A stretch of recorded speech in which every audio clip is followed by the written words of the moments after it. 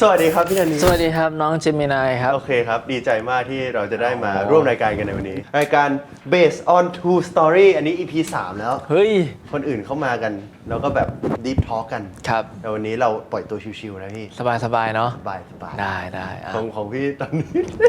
ทำไมครับ ตอนนี้พี่ถ่ายซีรีส์เรื่องอะไรอยู่ครับของพี่ชื่อว่ามูเตเลิฟครับเป็นพระบิดาจริงๆมันจะเป็นพระบิดาจุดๆแกสิ พระบิดาจุดๆแกสิ not my father อะไรอย่างเงี้ยพระบิดาอะไรของแกสิสักอย่างมันจะอะไรประมาณนั้นแต่ของน้องเจมินายน่าสนใจมากของผมThe Dark Knight ครับเกมทอยทะลุมิติเกมทอยทะลุมิติน่าสนใจนะพี่เล่าเรื่องย่อให้ฟังหน่อยว่าซีรีส์พี่เกี่ยวอะไรคือถ้าในพาร์ตตอนของพี่นะครับมันจะเป็นตัวละครเอกตัวละครชื่อว่าพลอยจืดก็จะเป็นเหมือนเขาเรียกอะไรเหมือนมีความรักที่อยากมีความรักกับรุ่นพี่คนนึงหลงรักรุ่นพี่หลงเป็นคนที่หลงรักรุ่นพี่อะไรเงี้ยก็เลยได้ไปเข้าชมรมพี่ภูผาที่พี่ภูผาเนี่ยทำงานเกี่ยวกับเป็นชมรมนักข่าวอะไรประมาณเนี้ยเราอยากจะมาเปิดโปงแฉเกี่ยวกับลัทธิหนึ่งเป็นลัทธิที่มันแปลกประหลาดเราก็เลยเหมือนชวนพลอยจืดไปแบบเพื่อจะมาเปิดโปงลัทธินี้ใช่ฟิลลัทธิแบบมันมาให้มันใช่นั่นแหละต้องคาถาแล้วพอเราเข้าลัทธินี้ไปมันก็เลยไปเจอกับเรื่องราวแปลกๆแล้วได้ไปเจอตัวละครวุฒิไกรที่ได้อยู่ในลัทธินี้ก็ซึ่งเป็นตัวละครของพี่เองแต่พี่เนี่ยเป็นตำรวจใช่ซึ่งพี่จบจากโรงเรียนนี่เกมทอยทะลุมิติพี่จบโรงเรียนนี้มาก่อนรุ่นพี่ใช่พี่เคยเล่นเกมนี้ปะเนี่ยเคยพี่ทอยนี่ได้3ปุ๊บพี่ออกเลยได้3ออกเลยใช่ได้3ออกเลยครับอะไรอย่างของน้องเจมินายนะเอาจริงๆของน้องเจมินายเป็นเนื้อเรื่องที่น่าสนใจนะนั่นน่ะเจมินายลองเล่าให้ฟังไม่คือพี่เห็นคาแรคเตอร์เจมินายคือที่ผมเห็นอ่ะคือจะเป็นแบบสุขุมอ่ะเหมือนรอบนี้มาแนวเหมือนเราจะใช้เหมือนแบบคอยคิดวิเคราะห์ตลอดเวลาสังเกตอะไรเงี้ยใช่ไหมครับใช่ไหมใช่ปกติก็จริงๆไม่ได้ห่างจากตัวจริงมากก็ฉลาดพอๆกันจริงเห็นด้วยเพราะว่าพอพี่ได้ดูแบบได้ดูใช่ไหมครับแล้วพี่ก็เห็นแบบเฮ้ยชิมินายคือเล่นเป็นตัวเองอะนี่โหจริงเลยพี่เห็นไหมทุกคนมันดีฟทอล์กจริงไหมซีรีส์ของผมมันจะเกี่ยวกับแบบเรื่องเนี่ยผมเป็นเด็กนักเรียนแล้วเพิ่งย้ายโรงเรียนมาเจอเพื่อนอะไรพวกนี้แล้วก็คือผมอะไม่ถูกยอมรับเท่าไหร่เพราะว่าโรงเรียนก่อนผมถูกไล่ออกมาเพราะว่ามีปัญหากับเพื่อนแล้วคนก็แบบเข้าใจเราผิดนู่นนี่นั่นอะไรเงี้ยจนเราได้ไปเจอลูกเต๋าลูกหนึ่งที่สามารถดูดเราเข้าไปในเกมได้แล้วเราก็ต้องไปเล่นฝ่าด่านในเกมเพื่อจะเอาตัวเองออกมาได้เพื่อที่จะได้ความปรารถนาอะไรสักอย่างตอนจบเกมใช่แล้วตอนนี้ก็คือเริ่มเข้าไปในหลายๆเกมมากขึ้นแล้วก็เริ่มรู้ท่าแท้ของตัวละครหลายๆตัวมากขึ้นนิสัยของแต่ละคนใช่ไหมใช่อย่างเรานี้มีความพีคอะไรนิดนึงไหมที่เรารู้สึกความพีคเหรอไม่มีอะผมคนดี ผมบอกไม่ได้เดี๋ยวสปอยเอาไงโอเคได้แต่ว่าแบบเรียกว่าอะไรในแฮชแท็กหรือว่าในเทรนที่เขาเล่นกันอย่างเงี้ยเขาก็แบบคอยวิเคราะห์กันว่าคนนู้นเป็นอย่างนี้พิมพ์เป็นคนที่มาจากยุคก่อนๆอะไรอย่างเงี้ยเขาก็คิดวิเคราะห์ไปมากมายเลยก็สนุกดีนะเป็นแนวใหม่ดีมิติใหม่แล้วกันผมชอบนะเวลาจบซีรีส์มาแล้วมาดูอะไรเงี้ยเกิดอะไรขึ้นถ้าพวกเราออกจากที่นี่ไม่ได้เราไม่รู้อะถ้าเป็นแบบเนี้ยพวกเรามาร่วมมือกันบ้างไหมแล้วกูจะรู้ได้ไงว่ามึงจะไม่โกงกูอีกเฮ้ยเบนมึงทำเฮียอะไรเนี่ยเราได้ห้องเบอร์70อะอยู่ข้างใต้ห้องพวกนั้นพอดีแต่เราเป็นคนซื้อเวลาให้ทำไมแกถึงช่วยพวกเราอะเราแค่ไม่อยากให้พวกดอนชนะเราจะทำยังไงดีอะเกดต้องออกมาไม่ได้แน่เลยแล้วเรารู้สึกว่ามันแตกต่างกันไหมจากการทำกันบ้านจากสมมติน้องเจมินายเคยเล่นรอมคอมมาอย่างเงี้ยแล้วสุดท้ายเรามาเล่นแนวแบบทิลเลอร์ไหมเขาเรียกว่าไงดีทริลเลอร์มีความผจญภัยนิดนึงใช่ก็ต่างกันนะผมรู้สึกว่าการทำการบ้านมันคนละเวกันละกันอันนี้มันจะใช้ความเข้าใจมากกว่าอะไรเงี้ยแบบซีรีส์เรื่องนี้ผมต้องเป็นคนที่อธิบายเกมซะส่วนใหญ่ใช่ไหมตัวละครค่อนข้างเป็นคนอวดเก่งเราก็เลยต้องเข้าใจเกมด้วยแล้วก็ต้องจำบทเยอะด้วยอะไรอย่างเงี้ยแล้วก็ เวลาที่มีซีนดราม่าอะไรอย่างเงี้ยมันก็จะเข้มข้นมากกว่า มันจะแสดงเป็นธรรมชาติมากกว่าละกันเป็นธรรมชาติมากกว่าตรงที่รอมคอมมันก็จะมีความไม่ได้ตึงเครียดมากแล้วก็ไม่ได้ต้องใช้การคิดวิเคราะห์อะไรเยอะอะไรเงี้ยพอที่เราไปเล่นมันก็สามารถคอนเนคกับชีวิตจริงได้ง่ายกว่า ไม่ใช่ แต่ว่า พาร์ทลอมคอมใช่ อันนี้คือพาร์ทลอมคอม อ่า แต่ว่าถ้าเรื่องเนี้ยมันเป็นอะไรที่แบบมันแฟนตาซีมากมันเข้าไปในเกมมันต้องจินตนาการนู่นนี่เล่นกับกรีนสกรีนอะไรเงี้ยมันก็เลยแบบต้องจินตนาการเยอะมันยากอย่างของพี่อ่ะของพี่ก็เป็นแนวใหม่ใช่ไหมแบบวิวเบียวนิดนึงคอมเมดี้ ใช่คาถาวิชาหลับลึก ให้เจ้าได้ฝันนึกถึงพระคุณแม่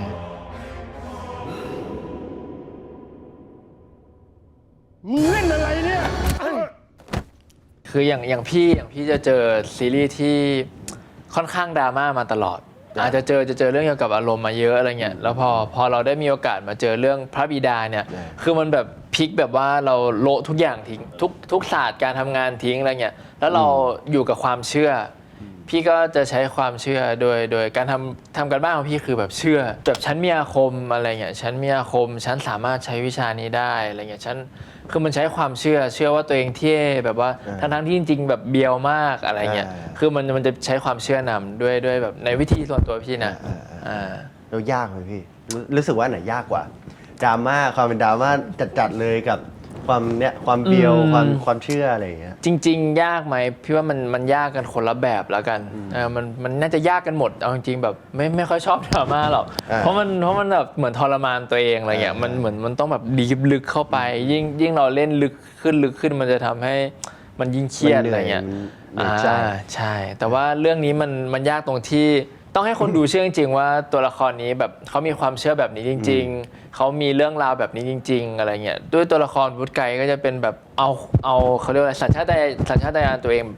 นำอะไรประมาณนั้นก็ต้องทำให้แบบคนดูเชื่อใช่มันก็จะอยู่มีความเชื่ออย่างนี้นะพี่ก็จะอยู่ด้วยหลักการแบบเนี้ยไปสักพักเลยตอนที่เป็นวุฒิไกรอะไรเงี้ยแล้วเรื่องนี้ที่พี่เล่นเนี่ยมันมีความเบียวใช่ไหมมันเบียวยังไงบ้างผมได้ไปดูนิดนึงแล้วก็แบบเห็นแบบชุบแล้วก็เลือดกระฉูดคืออันนั้นคือท่องคาถาให้เลือดหยุดใช่มันเบียวตรงที่ว่าคือตั้งแต่เวิร์กช็อปเลยคือตอนนั้นทางฝั่งพี่โดมหรืออะไรเขายังหาว่าสรุปแล้ววุฒิไกรจะมีคาถาอาคมไหมใช้ได้ไหมอะไรเงี้ยพี่ก็เลยมองว่ามีคาถาอาคมเป็นลูกหลานของขุนพันธ์อะไรเงี้ยความเบียวคือตั้งแต่ต้นตระกูลอ่ะเป็นลูกหลานของขุนพันธ์ที่แบบทำงานข้าราชการเกี่ยวกับทางนี้มาตลอดอะไรเงี้ยจนมาถึงรุ่นเรารุ่นเลนอะไรเงี้ยเราก็ยังทำงานข้าราชการโดยเรารับราชการเป็นตำรวจซึ่งท่านขุนพันธ์เขาก็จะมีคาถาที่แบบแก่งอาคมแบบโอ้แล้วส่วนตัวพี่เป็นคนชอบขุนพันธ์มากเพราะชอบด้วยเท่พี่ชอบอยากขี่ม้าอยากขี่ม้าจริงเหรอจริงชอบอยากขี่ม้าแล้วแบบไล่ล่าโจรอะไรเงี้ยแบบมีปืนแล้วแบบท่องคาถาจริงๆในเรื่องอ่ะพอในเรื่องความเบียวคือจริงๆพี่เสนอพี่โดมเยอะมากพี่เคยเล่นซีนหนึ่งคือแบบว่าเล่นนะไม่ได้มีในบทเล่นผู้จบไดอะล็อกปุ๊บพี่เห็นใบไม้พี่ก็เลยหยิบใบไม้ขึ้นมาเหน็บหูแล้วพี่ก็ท่องคาถาประมาณว่าให้ตัวเองล่องหนอะไรเงี้ยอันนี้คืออิมโพไว้ใช่จริงไหมเนี่ยจริงคือความเบียวมันตัวละครมันจะเป็นประมาณนี้เลยใช่มันจะแบบเบียวตั้งแต่ความเชื่อของวุฒิไกรเบียวแบบมันจะเป็นเรื่องอะไรที่มันแปลกๆอ่ะใช่ครับน้องเจมินายคือครับพี่คือจริงๆเจมินายพี่ท้องอยู่คืออย่างพี่อ่ะอย่างพี่เคยเล่นโฮมสคูลมาพี่ก็เคยอยู่ในกลุ่มโรงเรียนที่เหมือนแบบเป็นโรงเรียนประจำต้องขังอะไรเงี้ยอย่างเจมินายเคยเล่นเป็นกลุ่มนักเรียนเหมือนกันใช่ไหมใช่แฟนผมเป็นประธานนักเรียนเจมินายแฟนฉันแฟนผมเป็นประธานนักเรียนแต่มันมูดต่างกับเดอะดาร์กไนท์ต่างริบลิ่วเลยพี่คือเดอะดาร์กไนท์ชุดอันนั้นมันแบทแมนเดอะดาร์กไนท์มูดมันต่างกับเดอะดาร์กไนท์ซึ่งมันแบ่งน้ำหนักการเล่นแบบด้วยมูดมันต่างกับที่เราเคยเล่นแบบมูดรวมมาแบบบรรยากาศประธานนักเรียนกับมูดเรื่องเนี้ยผมว่าด้วยวายเนี่ยมันคือผมมาทำงานกับคนที่อายุเท่าๆกันก็เลยแบบเวลาอยู่นอกซีนหรือเวลานู่นเนี่ยมันจะชิลมากแต่ว่าเวลาที่เข้าไปในซีนแล้วเวลาเล่นกับคนเยอะๆเล่นเป็นคนกลุ่มๆอย่างเงี้ย มันจะมีการรับหลายคัด แล้วก็มันจะมีการที่เราต้องเล่นส่งให้เพื่อนโดยที่มันไม่ได้รับหน้าเราอะไรอย่างเงี้ย อ๋อ ใช่คือบางทีเรียกว่าอะไรคืออย่างซีรีส์เรื่องเนี้ย ครับ หลายๆซีนที่ผมเล่นมีประมาณซีนเดียวนะ40 กว่าคัดนี่ขนาด3 กล้องนะ40 กว่าคัด ซีนเดียว40 กว่าคัส ใช่คือเยอะมากแล้วคือแบบมีรับหน้าแคบรับหน้าแบบรับไกลรับทั้งตัวรับเป็นกลุ่มรับอินเสิร์ตอะไรอย่างเงี้ยมันเยอะมากเราก็เลยแบบต้องมีวิธีการเล่นที่เซฟเอเนอร์จีของตัวเราเองด้วยอะไรอย่างเงี้ย ใช่ใช่ เวลาที่เขารับไกลๆเราก็อาจจะเล่นเบาหน่อยอะไร ครั เงี้ย บ แต่ว่าเวลาที่เขารับหน้าแคบเราก็เล่นแบบเต็มใส่สุด แล้วก็พอเขาไปรับหน้าคนอื่นแล้วแบบเราต้องพูดส่งบทให้เขาอะไรเงี้ยก็พยายามที่จะพูดให้เรียกว่าอะไรให้เหมือนกับจริงมากที่สุด แต่ว่าก็เซฟเอเนอร์จีตัวเราเองด้วยเพราะเราเหลืออีกหลายซีนอะไรเงี้ยแต่พี่ก็เคยเล่นมาโฮมสกูลใช่ไหม ใช่ครับ อันนั้นก็ตัวละครเยอะมาก จริงๆมันด้วยวิธีการคล้ายๆเจมินายเลย เพราะบางทีแบบไม่รู้ไงเขารับกว้างเนี่ยสมมติเขารับกว้างรับรวม แล้วเหมือนซีนมันดราม่าคือเราร้องไห้ไปแล้วเนี่ย แล้วพอเขารับแคบ รับ มัน แคบแล้วคราวนี้มันอารมณ์ หมดไปละ มันเหมือนน้ำตามันหมดอะไรเงี้ยใช่มันแบบต้องกินน้ำเยอะๆเติมเข้าไป ฮะจริงไหมเนี่ยนี่ จริง พี่พูดจริงไหมเนี่ย พี่ไม่รู้ว่ามันช่วยไหมแต่พี่คิดว่ามัน จริงเหรอ ใช่ครับ กินน้ำเติมน้ำตาเหรอจริงไหมเนี่ย จริงคือพี่ไม่รู้นะว่ามันถูกต้องไหมแต่คือจะรับแคบรับกว้างพี่ก็ร้อง ร้องหมด จนเหมือนแบบมาแคบแบบเปลี่ยนมุมกล้องอ่ะมันจะมีมุมนั้นมุมเนี่ยร้องจนแบบมันน้ำตาไม่ออกอะไรเงี้ยใช่แล้วพุ่มกับก็เลยบอกว่าแบบแบบให้พักก็เลยกิน ก็เลยกิน น้ น้ำ ำใช่คิดว่าเผื่อให้ละน้ำไปเติม ให้เผื่อมันไหลออกมาอะไรเงี้ยใช่ ดีนะไม่กินน้ำแดงน้ำไหลออกมาเป็นน้ำสีแดง ไม่รู้ กลับมาเฮ้ยเกิดอะไรขึ้นนะนี่ มันก็มานะไม่รู้อาจจะเป็นความเชื่อเราอาจจะกลายพอเรากินน้ำปุ๊บอาจจะเชื่อจนมันมาก็ได้ไม่แน่ เทคนิคเรียกน้ำตาผมจะมองเนี่ยแสง จริงเหรอ จริงๆผมเนี่ยมองค้างไปแล้วก็ ให้มันแสบเหรอ ให้มันแสบตาแล้วก็แบบให้เป่าพัดลมเป่าพัดลมใส่ จะบ้า ใส่หน้า แล้วก็ค้างตาไว้ แล้วก็ถ้ามียาดมอะไรเงี้ยใส่ตูดยาดมแล้วก็แปะไว้ใต้ตานิดนึงให้มันระเหยขึ้นตา มันจะแสบตานิดนึงแล้วก็แบบค้างไว้แอคชั่นงงดิงงดิ เป็นทริคที่ดีนะ มันจะเป็นซีนที่มันเป็นแบบ กระทันหัน กระทันหันเข้ามาร้องเลย หรือว่าเป็นซีนที่แบบคือผมเคยเจออยู่ดีๆตอนนั้นแบบเสร็จแบบเลิกกองไวแบบตัดซีนเร็วอะไรเงี้ย ครับ เขาก็เลยเพิ่มซีนของอีกวันหนึ่งมา อ่า แล้วก็เป็นซีนที่ผมต้องร้องไห้แหละเราก็เข้าไปเลยเลยก็โจรเข้าไปเลยแล้วพอเหมือนพี่เลยรับกว้างแล้วร้องไปแล้ว แล้วน้ำตาไม่ออก ก็เลยต้องใช้ทริคเข้ามาช่วยนี่แหละแต่ผมดื่มน้ำแล้วน้ำตามันไม่ออกไงผมก็เลยต้อง อาจจะไม่พอหรือเปล่า อาจจะไม่ใช่ กินน้ำไม่พอ ใช่ พี่เป็นคนสมาธิสั้น เหมือนกัน เป็นคนที่เห็นตัวหนังสือเยอะไม่ได้ ตั้งแต่โตมานะแบบพี่ไม่เคยแบบรู้จักการไฮไลท์อะ ผมก็ไม่ไฮไลท์ผมเห็นแต่ละคนที่ผมเล่นด้วยไฮไลท์กันทั้งนั้นเลย แต่พี่เพิ่งมาเป็นตอนพี่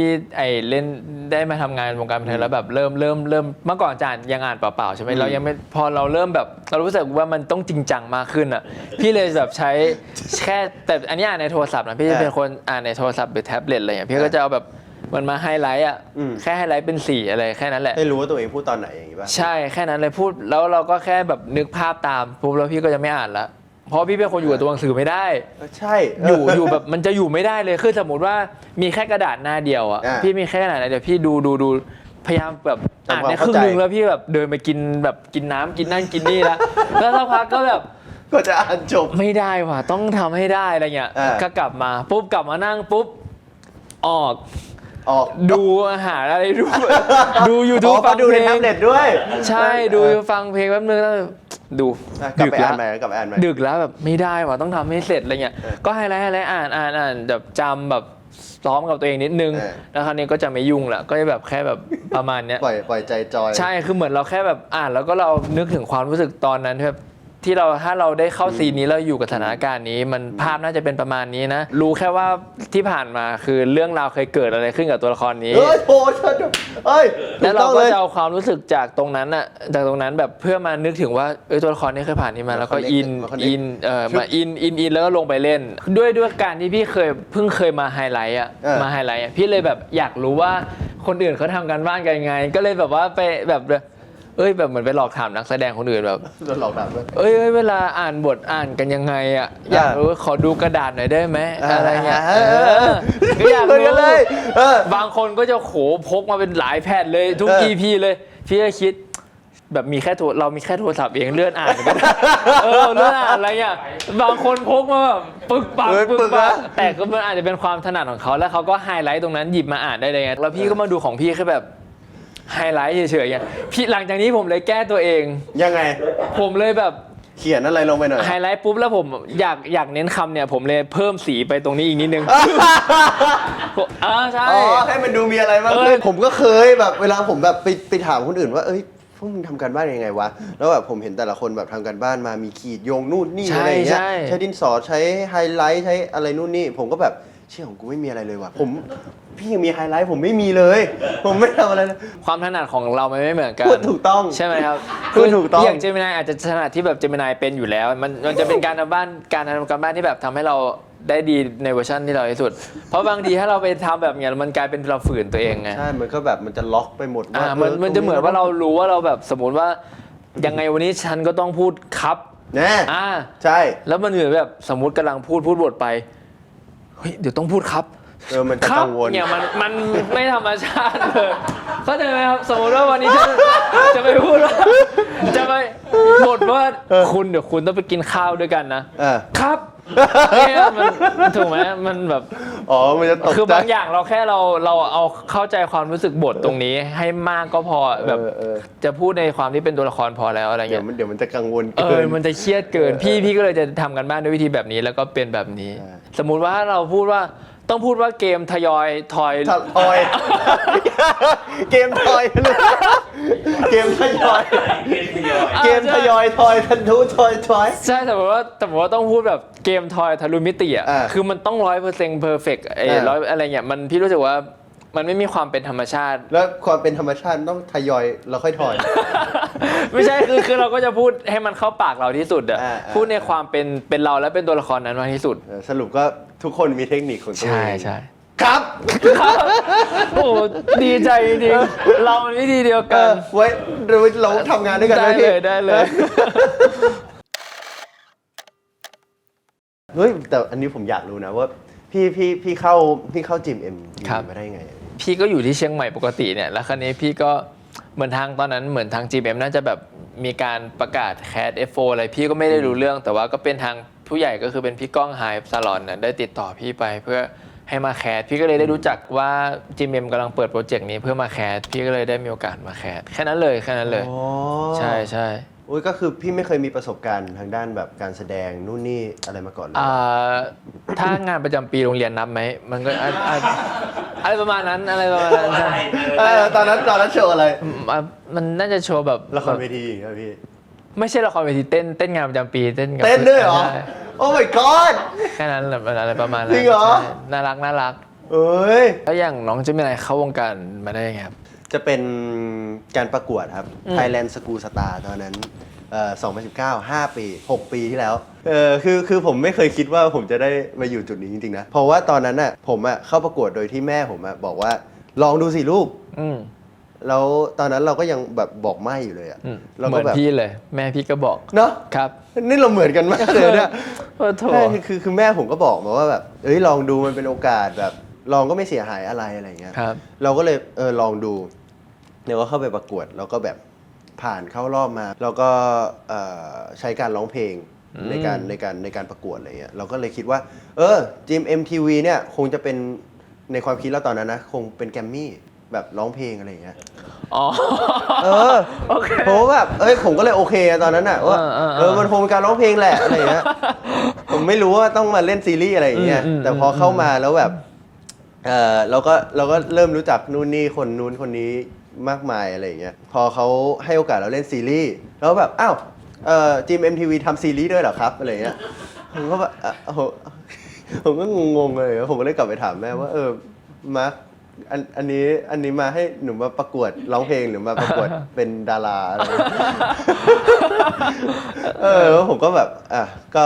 ก็เล่นเรื่องแรกก็คืออันนั้นรับเรื่องแรกเป็นพระจันทร์มันไก่ครับ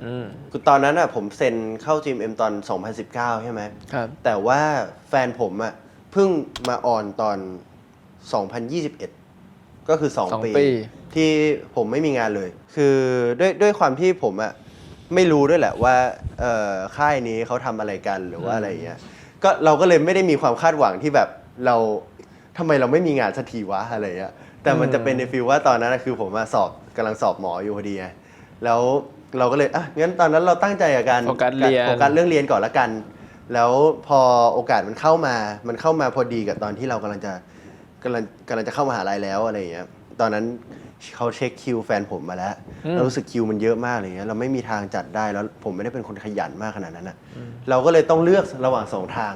ระหว่างการเรียนหมอกับการเรียนหมอกับการทำงาน ซึ่งตอนนั้นผมรู้สึกว่าโอกาสไม่ได้มาบ่อย ก็เลยอยากลองทำดู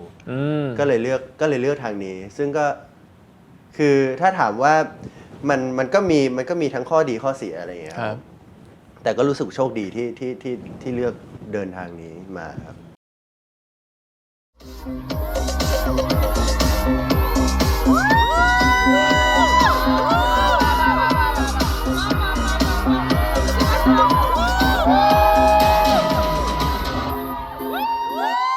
แล้วล่าสุดพี่เห็นเจมินายได้มีโอกาสไปเดินบนรันเวย์ใช่ไหมพี่จะพูดว่าไงดี เดินบนรันเวย์ บนเวทีระดับโลก ใช่ สุดยอดมาก ขอบคุณครับ พี่เห็นแล้วแบบอุ้ยเจมินายคือโตเป็นหนุ่มแล้วอ่ะ โอ้ยผมเป็นหนุ่มแล้วครั คือบ โตเป็นหนุ่มแล้วอ่ะ คือเท่เลยพี่กดไลค์เลยตอนนั้นอ่ะ ขอบคุณครับพี่ จะคอมเมนต์ก็ไม่กล้าไงกดไลค์ไปก่อน ก็เลยกดไลค์ไปก่อน ใช่อยากคอมเมนต์แต่ก็กดไลค์ใช่ครับ แต่เราคอมเมนต์ดูพี่คอมเมนต์ได้คอมเมนต์ได้ คอมเมนต์ได้ใช่ไหม ใช่ กลัวพูดไม่ถูกใจไงอยากชม โอ้ย แต่ห ถู ล่ ก อ ใจ มาก ถูก ห ใจ ล่อมากหล่อมาก ขอบคุณมากครับพี่ ถ้าเกิดจะคอมเมนต์จะพิมพ์ไปว่า เป็นหนุ่มแล้วไง เหมือนพ่อที่ดูลูกโตด้วย ใช่แต่อันนั้นตื่นเต้นมากนะ ตื่นเต้นไหมรู้สึกไงบ้างครับตอนนั้นเป็นไงบ้าง ผมไม่เคยเดินแบบมาก่อนเลยไงแบบแล้วมันครั้งแรกของผมก็คือเป็นการเดินที่ปารีสเลยอะไรอย่างเงี้ยมันเลยเป็นอะไรที่รู้สึกว่าเฮ้ยจะทำได้หรือเปล่าวะอะไรเงี้ยมันเป็นอะไรที่เราไม่มั่นใจแล้วแบบมันเป็นอะไรที่ใหม่สำหรับเรามากแต่ว่าพอได้ลองทำดูผมลองไปเรียนดูรู้สึกว่าการเดินแบบแบบมันอยู่ที่มันมีเสน่ห์มากเลยนะผมเริ่มชอบแล้วการเดินแบบเนี้ยตอนที่ก่อนขึ้นไปเดินอะไรเงี้ยผมก็ถามแบบพี่ๆที่อยู่หลังเวทีที่จะเดินกับผมนี่แหละว่าปกติเขาเดินกันยังไงอะพี่อะไรเงี้ยเขาก็ถามเราว่าแบบเราไม่เคยเดินหรออะไรเงี้ยเขาแบบเดินที่นี่ที่แรกเลยเหรออะไรผมว่าใช่อะไรเงี้ย โอ้โหสุดยอดมาก เขาแบบโอ้กุดลักนะอะไรปล่อยจอยอะไรแบบเรียกว่าอะไรเอนจอยกับคนดูเอนจอยกับเพลงเอนจอยกับทุกคนอะไรอย่างเงี้ย ครับ ผมก็ขึ้นไปแบบปล่อยจอยแหละแล้วก็แบบถ้าถามว่ากดดันไหมกดดันมาก แต่ว่าก็รู้สึกก็เป็นความรู้สึกก่อนขึ้นเวทีก่อนที่ผมจะไปร้องเพลงนี่แหละก็คือปล่อยให้หมดทุกอย่างอยู่หลังเวทีแล้วก็เอาตัวเองออกไปแต่ผมเห็นล่าสุดที่คอนเสิร์ตของพี่อ่ะ ครับ พี่เต้นเก่งมากเลยนะ เฮ้ยจริงเหรอ จริงๆตอนแรกแบบผมไม่คิดว่าพี่จะเป็นคนที่เต้นอ่ะแบบ อ๋อ คิดภาพไม่ออกว่าแบบพี่เต้นอย่างเงี้ยแต่แบบปกติผมจะเห็นพี่แรปพี่นู่นนี่อะไรแต่ไม่เคยเห็นพี่เต้นแล้วเซอร์ไพรส์มากพี่เต้นดีมาก เฮ้ยขอบคุณครับจิมินายก็เต้นดีนะพี่ชอบดูเรานี่เอลล่อนเลย เอลพิวมาก เฮ้ยร้อน เอลพิวมากจิมินายเอลพิวมากเต้นเก่งมากพี่ก็ชอบดูจิมินายคือเป็นคนแบบจัดบอดี้ร่างกายแต่ยังค่อนข้างเก่งเลยแบบทุกส่วนใช่ ถนัดเอวครับพี่ เพราะ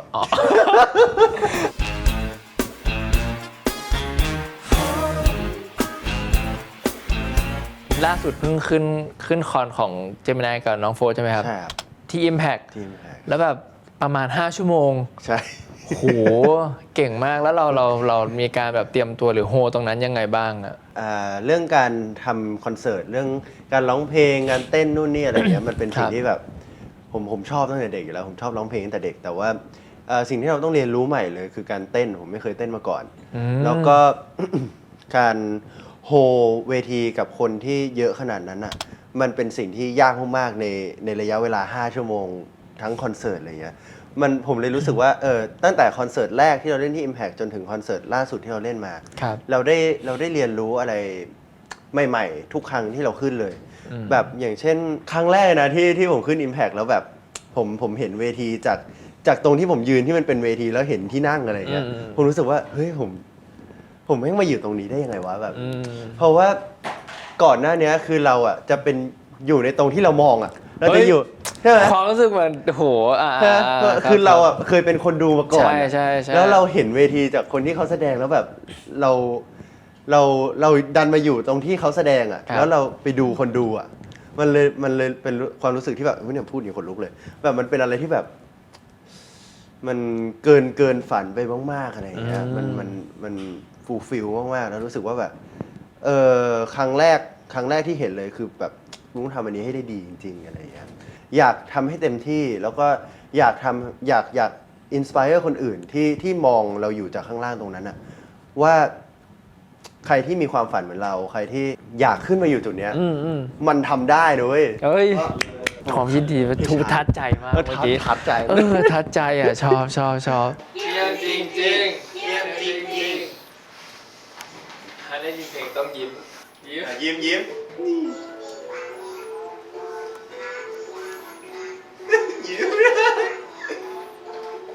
ลืมแล้วเนี่ย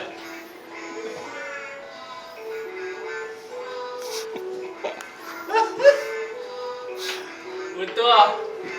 แล้วก็งี้ เพลงอะไรเนี่ยพี่ เพลงพระบิดา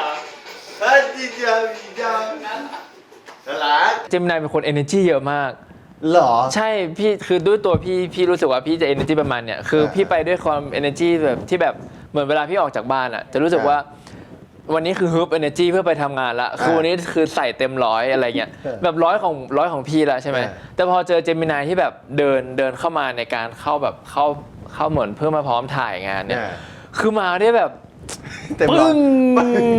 ใช่มันแบบสุดอะ energy คือเยอะมากคือแบบโอ้โห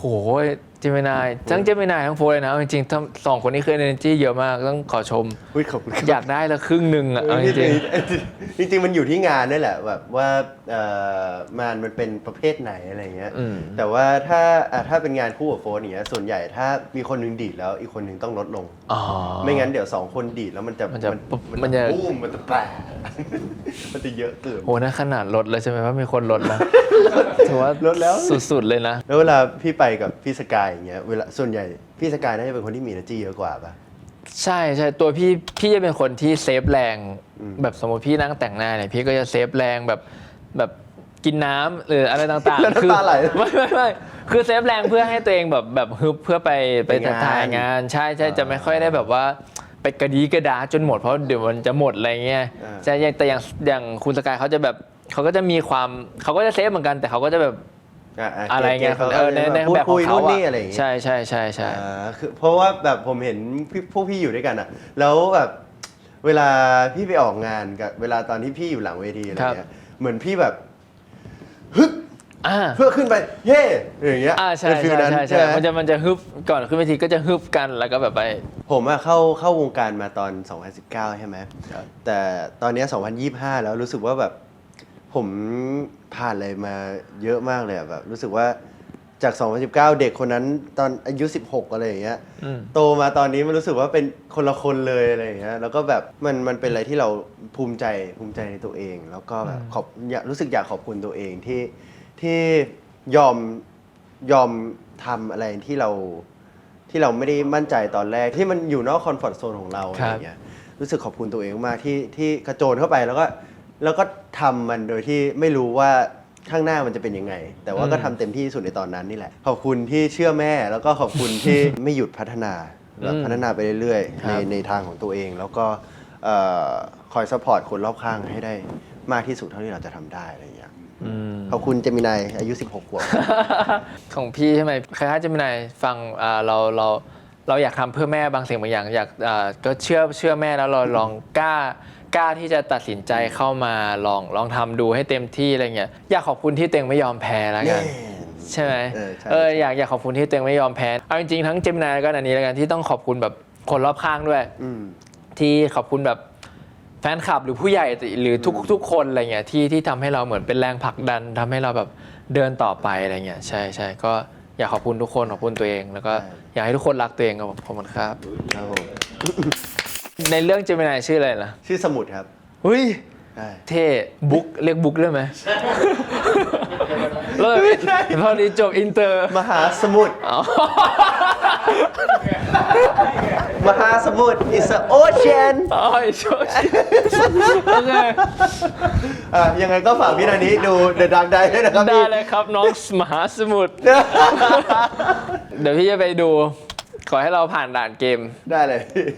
ขอให้พี่ท่องคาถาถูกครับ เอ้ย โอเคครับส่วนยังไงฝากน้องเจมินายดูพระบิดาจุดๆแกสีด้วย ฝาก ได้เลย เชียร์วุฒิไกลด้วยนะครับ ได้ครับผม ฝากเชียร์ทุกคนทุกตัวละครด้วยนะ ครับผม เดี๋ยว ข ผ อบ ม คุณ จะ มาก เชียร์ ครับ วุฒิไก่และทุกคนเลยครับ ได้ครับน่ารักมากครับ ขอบคุณ เจอครับ ผมครับ ดีใจได้เจอครับ Thank you bro thank you ครับ ย่า